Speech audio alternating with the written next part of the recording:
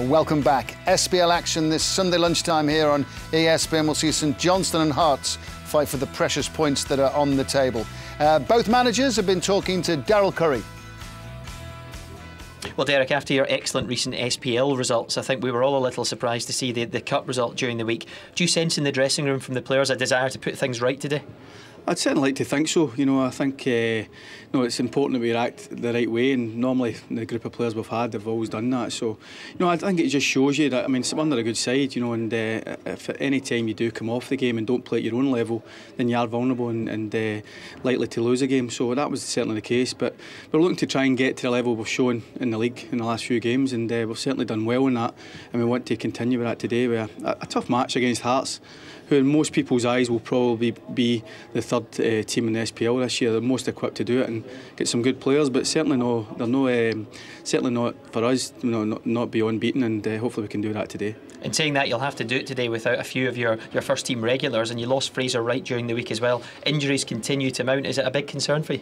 Well, that was probably the most satisfying thing about beating Motherwell so comfortably last week, was the fact we managed to do it without 5 or 6 key players. And no, you're right to mention Fraser Wright, Jody Morris, Murray Davis and Callum Davis and Sam Parkin, all guys who have had a big influence on our side over the last couple of seasons. And the sooner we get these boys back, the better. And but certainly the team we got out today, I would expect us to go and get a result. Derek, good luck. Thanks for your time. Thank you. Cheers.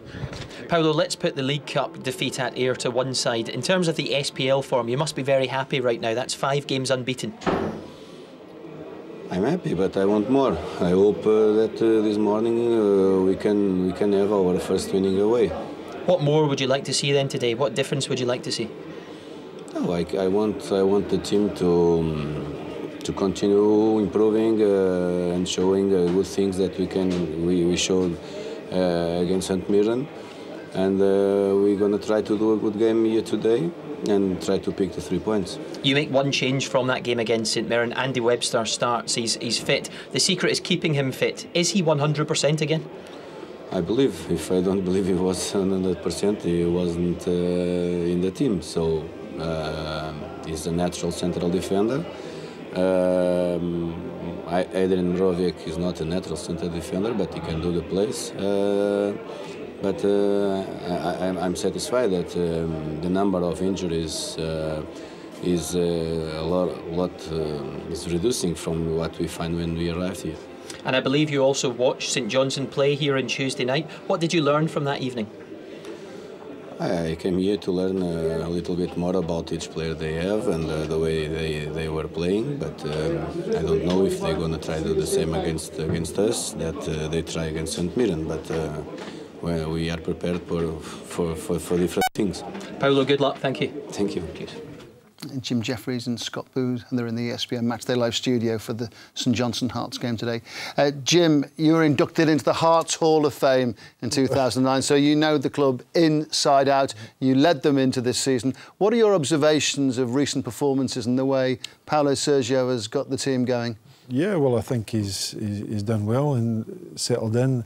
I think he's right that there's more to come from them. I don't think they're playing quite at their best yet, but they're working towards it. You just look at the results. I think the away form is a concern for them. They haven't won away, so he may try and put that right today. But I think the home form recently has been very good. They've been keeping clean sheets and they've been winning the games. And even they've had the derby at home. And then they followed that up with the team that's been going well this year, St Mirren, and by all accounts won comfortably. Can you give us your assessment too of Jamie Hamill, because you brought him into the club, and sort of what are the strengths and the potential of this player? Yeah, I brought him through at Kilmarnock. One thing about Jamie is when you play for a club like Hearts, you've got to be able to come in and handle the expectations and that. Excuse me. And he had no problem on that side of things. He's got plenty of belief. He's got that bit of arrogance that you need in the right way to show you, that I'll show you. When he makes a mistake of that, it never affects him. He just gets on with it. And I think the fans have taken to him this year. Great energy levels. He can use the ball, and he stuck a few penalties away as well. And he's a player that could go on and even to a higher level. And I think that's one of the reasons that Mr. Romanoff and give me the go-ahead to bring him in, and the fact that it didn't cost anything, freedom of contract, always helps. Sound signing.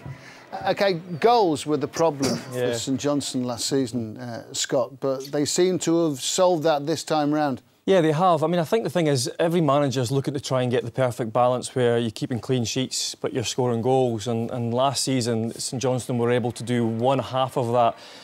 Sandaza here is he's a player that he's got good physique, he's a tall lad, he's strong, he's got good pace, but he's also quite a clinical poacher as well. You find him just like 5-6 yards out, so he's got a little bit of everything to his game, and the problem that he's had is a couple of injuries, trying to get consistent, but now he's finding that sort of consistent goal-scoring form. St Johnstone are still quite strong at the back, so that's why St Johnstone have started to really, you know, pick up points in the SPL, and if we can just get him playing alongside Killian Sheridan on a regular basis where they both maybe score goals, then they could do a lot better this season. Look, we're getting very close to kick-off now, so who's going to win this and why? It's a 1-1 draw for me. It's a 1-1 draw. Because, as we've said already, Hearts can't win away from home, and St Johnstone can't win at home.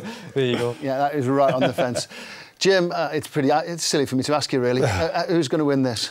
Well, I think it's overdue a win away from home, so I'm going for a 2-1 for Hearts. It's a Hearts win. Why am I so surprised that you said that about the team you supported as a man and boy? I think a lot to do with St Johnstone's injuries as well. Yeah. This is Hearts' best chance. Very close to kick-off now. Precious points on the table today. Both teams will fancy their chances of picking up those points, and the St Johnstone Hearts match will be live here on ESPN.